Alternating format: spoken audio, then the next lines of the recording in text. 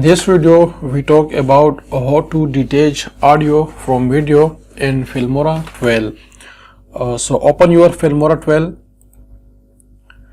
and click on media, and from here import media. So import your video clip.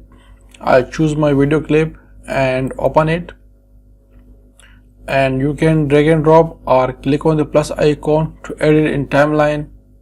From here you adjust your video clip. So I click on again to adjust the clip.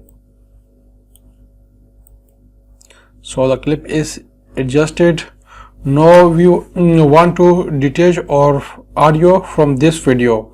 So select this video clip and then right click, and after that you click on detach audio or Control Alt plus T. Right, so click on it and the audio file will be detached. So it is the audio file and it is the video file. So we deleted this video file. Now our video file is deleted, and now I play this audio. This ChatGPT tutorial is a small crash course for any beginner. So we'll be doing a number of things from creating a brand new. We also have the option here to connect to the Discord server that we had a little bit earlier. So it is a short method to detach your audio from your video, and from here you click on export and then go to local, and in local you go to MP3, right, not to MP4 video format.